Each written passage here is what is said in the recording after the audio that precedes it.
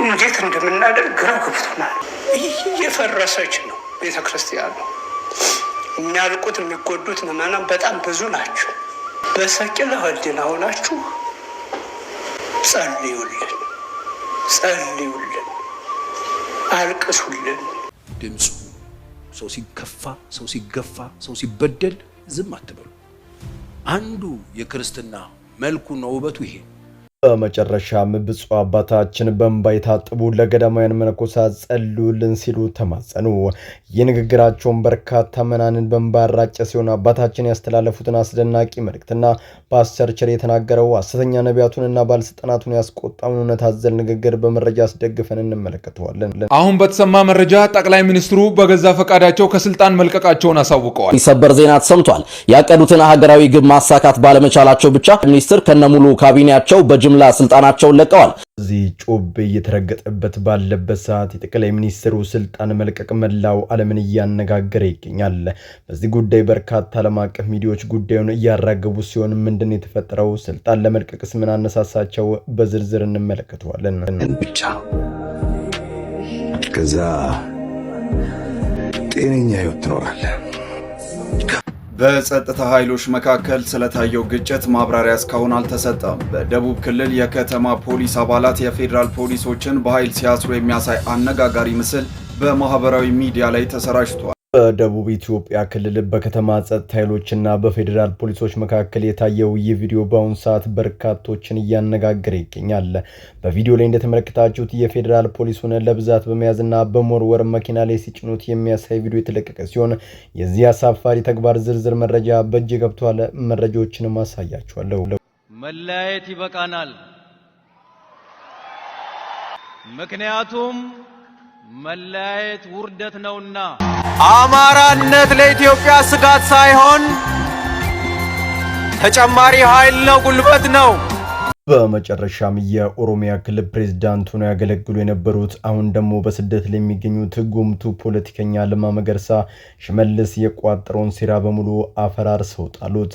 በዚህም በንግግራቸው መለያየት ይበቃናል በማለት እየጀመሩ ሲሆን ዝርዝሩንም አብረን እንቃኘዋለን። ሰላም በመላው ዓለም ላይ የምትገኙ ውድ ቤተሰቦቼ እንዴት ናችሁልኝ? እኔ ደህና ነኝ። ቸሩ መድኃኔዓለም የተመሰገነውን በዛሬው ቆይታችን እጅግ በጣም ቁም ነገር አዘል ቪዲዮዎች እየላችሁ መጥቻለሁ። ከእናንተ የሚጠብቀው እንደተለመደው ቪዲዮውን ላይክ እና ሼር ማድረጋችሁን አትርሱ። እዳይ ወደለት ቪዲዮ ምን አድርገው ጠፍቶናል። እንደ ሀገር ደረጃ ቤተክርስቲያኗ የምትሆነውን ብታዩ ይገርማል። እየፈረሰች ነው ቤተክርስቲያኑ። የሚያልቁት የሚጎዱት ምዕመናን በጣም ብዙ ናቸው። አባቶቻችን ጸልዩልን፣ አልቅሱልን። አገብቶናል። ምን ማድረግ እንዳለብን አናውቅም። ጸልዩልን፣ አልቅሱልን። የአባታችን ልብ የሚነካ ጥሪ። የዓለምን ግፍና መከራ በትዕግስት የሚሸከሙት አባት በእንባ የታጠቡ ለገዳማውያን አባቶች ይህንን መራር የጭንቅ ጥሪ ሲያስተላልፉ መላው ሕዝብ በለቅሶ ተናውጧል። ቤተክርስቲያንና ልጆቿ ፍትህን በመጠየቃቸው ብቻ እንደ ወንጀለኛ እየታደኑ ወደ እስር ቤት በሚጋዙበት በዚህ የጭንቅ ሰዓት ነገሮች ከአቅም በላይ መሆናቸው የብፁዕነታቸውን እንባ በግልጽ ያስመሰክራል። ነገር ግን ይህ የምጥ ሰዓት አንዲት እናት በምጥ ጊዜ ብትጨነቅም በሰላም ተገላግላ ልጇን ስታቅፍ ህመሙን ሁሉ እንደምትረሳ ዛሬም የቤተ ክርስቲያን የመከራ ሌሊት አልፎ ታላቅ የደስታ ቀን እንደሚመጣ እሙን ነው። ዛሬ የጳጳሱን የእንባ ጩኸት ያለውን መንፈሳዊ ተስፋ በጥልቀት እንመለከተዋለን። የብፁዕነታቸው እንባ የቤተ ክርስቲያን ወቅታዊ ስደትና መዋቅራዊ መከራ ቁልጭ አድርጎ ያሳየ ታሪካዊ ክስተት ነው። አባቶች ግራ ገብቶናል ማለታቸው ምድራዊ ግፍና ፈና ከሰው አቅም በላይ መሆኑን የሚጠቁም ቢሆንም መፍትሄው ግን ወደ ሰማያዊ ኃይል መጮህ ብቻ እንደሆነም ያስገነዝባል። ዛሬ ላይ እውነትን የተናገሩ ጋዜጠኞች፣ የእምነት አባቶችና ንጹሃን ዜጎች በየእስር ቤቱ ሲማቅቁ መላው አማኝ ህሊናውን ሰብስቦ ወደ ፈጣሪ የሚያልቅስበት የሱባኤ ሰዓት ላይ እንገኛለን። ይህንን የቤተ ክርስቲያን የጭንቅ ዘመን በቅዱስ መጽሐፍ መነጽር ስንመለከተው በዮሐንስ ወንጌል ምዕራፍ 16 ከቁጥር 21 ላይ መድኃኒታችን ኢየሱስ ክርስቶስ እንዲህ ብሏል። ሴት በምትወልድበት ጊዜ ወራቷ ስለደረሰ በጣም ታዝናለች። ሕፃን ግን ከወለደች በኋላ ሰው በዓለም ተወልዷልና በደስታዋ ጠንካራውን መከራ አታስበውም ሲል ይነግረናል። አዎ ዛሬ ቅድስት ቤተ ክርስቲያን በምጥ በምጥ ላይ ትገኛለች። ልጆቿ ሲቀጠፉ፣ አባቶቿ ሲታሰሩ መከሯ በዝቷል። ነገር ግን ያቺ እናት የወለደችውን ሕፃን ስትታቀፍ የቀድመ ሕመሟን በደስታ እንደሚተካ ሁሉ ፈጣሪ አምላክ ለደብረ አሚን ቤተክርስቲያን ዘንበል የሚልላት ቀን ሩቅ አይደለም።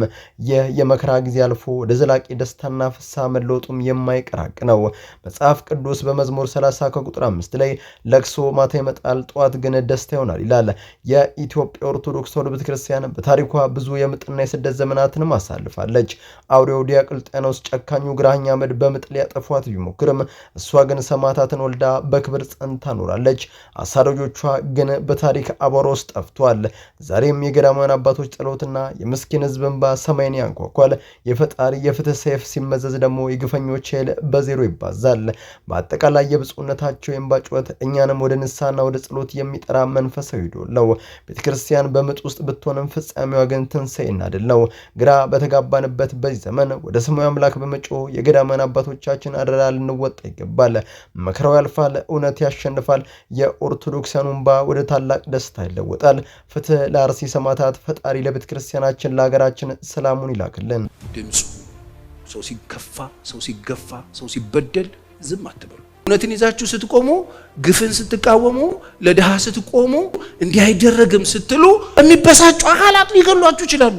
መገደል ለእናንተ ክብር ነው፣ አትፍሩ። በመጨረሻም የእውነትና የሐቅ አምባሳደሩ ፓስተር ቸሬ ዛሬም ከአድርባይነት ርቆ ሰብአዊነትንም ከፊቱ አስቀድሞ ለተገፉ ለተበደሉ ድምፅ መሆን የኢትዮጵያ የቁርጥ ቀን ልጅነቱን በደማቁ ጽፎ አስመስክሯል። ፓስተር ቸሬም በንግግሩ ሰው ሲገፋ፣ ሰው ሲበደል ድምፁ ነው። እውነትን ይዛችሁ ስትቆሙ፣ ግፍን ስትቃወሙ፣ ለድሃ ስትቆሙ፣ እንዳይደረግም ብላችሁ ስትናገሩ የሚበሳጩ አካላት ሊያጠፏችሁ ሊያስራችሁም ይችላል። ይህ ለእናንተ ክብር ነው፣ አትፍሩ። ይልቅስ ወደ ሰሜን መንገድ ሜጃችሁ ስለሆነ መከራውንም በደስታ ተቀበሉ ሲል ከሰሞኑ ግፍን በመቆማቸው ፍትህን በመጠየቃቸው ሳቢያ የፖለቲካ ታፔላ ተለጥፎባቸው ያለምንም ፍትህ ዘብጥያ የማቀቁ ለሚገኙት ኦርቶዶክሲያን ድምፅ መሆን ፈርቀዳጅ ሆኗል። በዚህም ጊዜ የሰጣቸው ቅል ነቢያት ይህንን የቸሬን ግርግር በማጣመም መንግስታችንን እየተናገረብን ነው ሲሉ ይረፉ ሲሆን ቸሬ ግን ይህ የነሱ ፍላጻ ሳይበግረው ለእውነትና ለሐቅ መቆም ጀግንነቱን በአደባባይ ያስመስክሯል። ፓስተር ቸሬ አንተ ቃል የለንም፣ ክበርልን። ስለሆንኩኝ ጥያቄ አለኝ። ኧረ በየትኛው መንደር፣ በየትኛው አካባቢ፣ በየትኛው ከተማ ነው ሰው በሰላም ወጥቶ በሰላም የሚገባው? ናፈቀን እኮ ናፈቀን። ሰበር የተባለ መረጃ ተሰምተዋል። ጠቅላይ ሚኒስቴሩ በገዛ ፈቃዳቸው ስልጣናቸውን መልቀቃቸውን አሳውቀዋል። ሰበር ዜና ተሰምቷል። ያቀዱትን ሀገራዊ ግብ ማሳካት ባለመቻላቸው ብቻ አንድ የአፍሪካ ጠቅላይ ሚኒስትር ከነሙሉ ካቢኔያቸው በጅምላ ስልጣናቸውን ለቀዋል። በመጨረሻም ሰበር ዜና ተሰምቷል። መላው ዓለምን እያነጋገረ ያለው ታሪካዊ ውሳኔ የታላቋ ዩናይትድ ኪንግደም ጠቅላይ ሚኒስትር ኪር ስታርመር በፈቃደኝነት ስልጣናቸውን ለቀቁ። በሌላ በኩልም ከሰሞኑ የኢኳቶሪያል ጊኒው ጠቅላይ ሚኒስትር የተጣለብኝን ግብ አላሳካውም፣ የህዝቤን ጥያቄ አልመለስኩም ማለት መላው ካቢናቸውን አስከትለው በሰላም ስልጣን መልቀቃቸው መላው ዓለምን አስደምሟል። ይህ የሰለጠነ የፖለቲካ ተጠያቂነትና የህሊና ዳኝነት በትግልና በደም ካልሆነ በቀር ስልጣንን የሙጥኝ ብለው ህዝብ ለሚጨርሱ የህዝብን የእንባ ጩኸት ጆሮ ዳባ ልበስ ብለው በራሳቸው መንገድ ብቻ ለሚባልጉ የሀገራችን ባለስልጣናት ታላቅ መማሪያና የእፍረት ጅራፍ ሆኗል። ዛሬ በዓለም መድረክ የታየው ይህ አስደናቂ ተጠያቂነት ትምህርትና ሀገራችን መሪዎች ግትርነት ፊት ለፊት እንሞግተዋለን። ዛሬ በዓለም ላይ የተሰሙት ሁለት ታላላቅ ዜናዎች ስልጣን ማለት የህዝብ አገልጋይነት እንጂ የጌትነትና የዘላለም ንግስና ማማ አይደለም የሚለውን እውነት በይፋ የመሰከሩ ናቸው። ታላቋ ብሪታንያ መሪ ኪር ስታርመር በፓርቲያቸው ውስጥ ይስና ወቀሳ በረከተባቸው ጊዜ የፓርላማውን ወንበር የሙጥኝ ለማለት አልሞከሩም። የህዝባቸውን የፓርቲያቸውን የልብ ምት ሰምተው በሰላም ወርዷል። በሌላ በኩል የኢኳቶሪያል ጊኒው ጠቅላይ ሚኒስትር ያሳዩት ታማኝነት ይበልጥ ልብ የሚነካ ነው።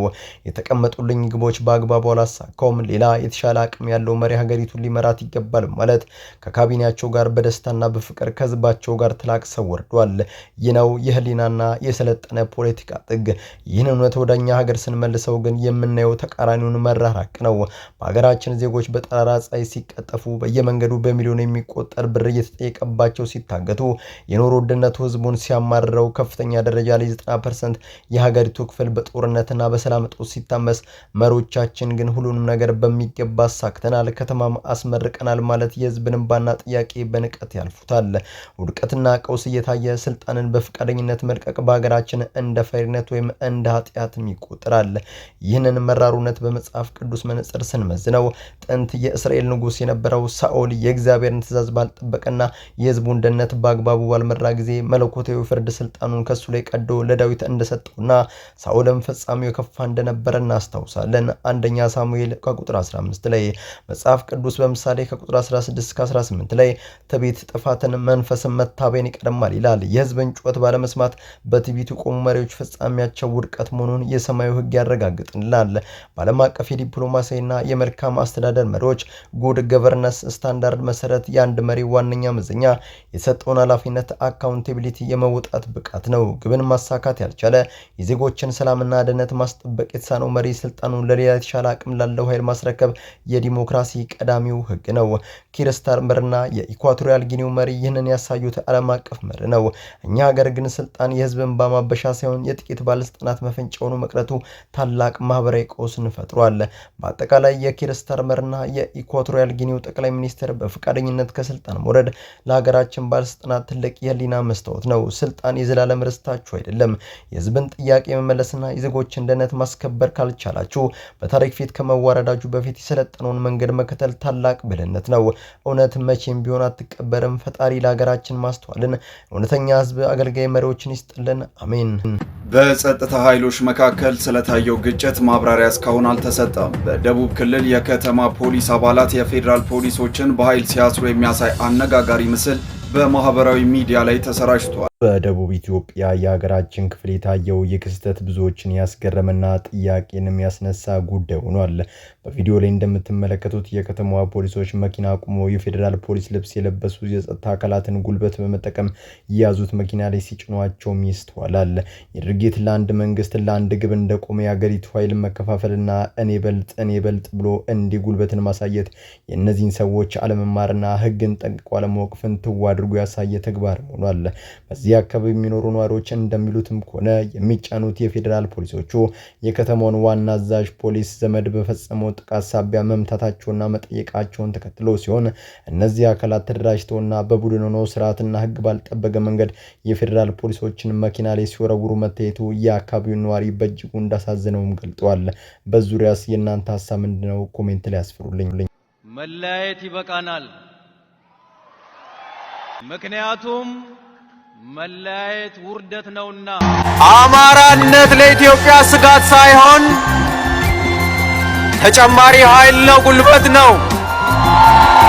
የቀድሞ የኦሮሚያው ፕሬዝዳንት አቶ ለማ መገርሳ በእነ ሽመልስ አብዲሳ የተዘረገውን የጥላቻና የከፋፍለ ግዛ ፖለቲካ በጣት ሰው የጣሉበት ታሪካዊ ንግግር መላው ዓለምን እያነጋገረ ይገኛል። ምንም እንኳን በስደት ምድር ላይ ቢሆኑም በሀገራችን የተወጠነውን የጠብና የክፋት ግድግዳ መዶሻ በሆነው ቃላቸው አፈራርሰውታል። አማራነት ለኢትዮጵያ ስጋት ሲሆን ተጨማሪ ኃይል ነው፣ ጉልበት ነው።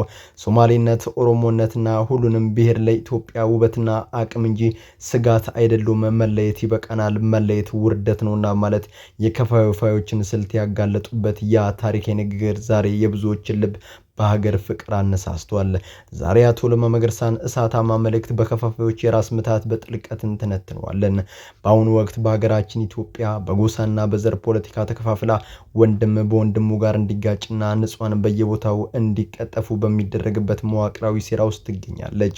በዚህ የጨለማ ሰዓት እንግዲህ የቀድሞ የኦሮሚያው ፕሬዝዳንት አቶ ለማ መገርሳ በስደት ላይ ሆነው በእነ ሽመልስ አብዲሳ የጥላቻ ፖለቲካ ማጠንጠኛ መሬት ላይ ጣሉን ታላቅ ቃል የተናገሩ አቶ ለማ መገርሳን በንግግራቸው እያንዳንዱን ብሔር በኩራት እየጠቀሱ አማራነት ለኢትዮጵያ ስጋት ሲሆን ተጨማሪ ኃይል ጉልበት ነው፣ ሶማሌነት ለኢትዮጵያ ስጋት ሲሆን ኃይል ነው፣ ጉልበት ነው ማለት የየትኛውንም ብሔር ማንነትና ታሪክ ማክበር የሀገር አንድነት መሰረት መሆኑን አስምረውበታል። ቀጥሎም የከፋፋዮችን ሴራ ፊት ለፊት በማጋፈጥ የኛ የኢትዮጵያን አንድነት ለከፋፋዮች ትልቁ የራስ ምታት ነው፣ ስለዚህ አንዱኑ ማለት ጥብቅ አደራቸውንም አስተላልፈዋል። ይህንን ወርቃማ ቃል በመጽሐፍ ቅዱስ መነጽር ስንመዝነው በማቴዎስ ወንጌል ምዕራፍ 12 ከቁጥር 25 ላይ መድኃኒታችን ኢየሱስ ክርስቶስ የተናገረውን ታላቅ እውነት እናስታውሳለን። እርስ በርሷ የምትለያይ መንግስት ሁሉ ትጠፋለች፣ እርስ በርሱ የሚለያይ ከተማም ሁሉ ወይም ቤት አይቆምም ሲል ይነግረናል። አቶ ለማ መገርሳ በጥልቀት ያነሱት ሐሳብ ይህንን መለኮታዊ እውነት ነው። መለየት ፍጻሜው ውርደትና ጥፋት መሆኑን፣ አንድነት ግን ለጥላቶችና ለከፋፋዮች የማይበገር ኃይል መሆኑን አስገንዝበዋል። መጽሐፍ ቅዱስ በመዝሙር 133 ከቁጥር 1 ላይ ወንድሞች በብረት ቢቀመጡ እነሆ መልካም ነው እነሆም ያማረ ነው ይላል። የኢትዮጵያ ብሔረሰቦች ውበትና አቅም የሚኖራቸው እርስ በርስ ሲከባበሩና በአንድነት ሲቆሙ ብቻ ነው። ይህንን ወደ ዓለም አቀፍ የሰላምና የሀገር ግንባታ መሮች ስንወስደው ያደጉና የሰለጠኑ ሀገራት ልዩነቶቻቸውን ወደ አንድ የጋራ ኃይል በመለወጥ ነው ታላቅ ሀገር ሆኑት። ዜጎችን በብሔራቸው ምክንያት እንደ ስጋት መቁጠር የአምባገነኖችና ስልጣንን ለማራዘም የሚጠቀሙበት የከፋፍለ ግዛ ዲቫይድ ኤንድ ሩል ጊዜ ያለፈበት ስልት ነው። አቶ ለማ መገርሳ ያሳዩት ግን ሰብአዊነትን፣ ሀገራዊ አንድነትን በጥበብ የጎሳ ፖለቲካ በላይ መሆናቸውና እውነተኛ መሪነት ከስልጣን ወንበር በላይ የህዝብ ልብ ውስጥ መኖር መሆኑን ነው። በአጠቃላይ የአቶ ለማ መገርሳ ታሪካዊ መልእክት ዛሬ ላይ በዘር ተቧድነው ሀገርን ለሚያፈርሱ ባለስልጣናት ትልቅ የእረፍት ጅራፍ ነው። አማራነት፣ ኦሮሞነት፣ ሶማሌነት ሁሉም ብሔረሰብ የኢትዮጵያ የቁም ስንቅና ጉልበቶች እንጂ መቼም ቢሆኑ ስጋት ሊሆኑ አይችሉም። መለየት ውርደት ነው። አንድነታችን ደግሞ የከፋፋዮች የራስ ምታት ነው። እውነት ያሸንፋል። ኢትዮጵያ በልጆቹ አንድነት ለዘላለም ትኖራለች። በመላው ዓለም ላይ የምትገኙ ቤተሰቦቼ ለዛሬ እናንተን ያስተምራሉ፣ ይጠቅማሉ፣ መረጃ ምናሉ ብዬ ያሰብኳቸውን ቪዲዮዎች በዚህ መልኩ አቀረብኩላችሁ። በቀጣይ ቪዲዮዎች አስተማሪ ቪዲዮዎች እንገናኛለን። ለዚህ ቻናል አዲስ ከሆናችሁ ምን ይጠበቃችሁ ነው? መለስ እያላችሁ ሰብስክራይብ፣ ላይክ፣ ሼር ማድረጋችሁን አትርሱ። ባላችሁበት ቦታ ሁሉ ክፉ ሳይነካችሁ በሰላም በቸር በጤና ቆዩልኝ። ይመቻችሁ።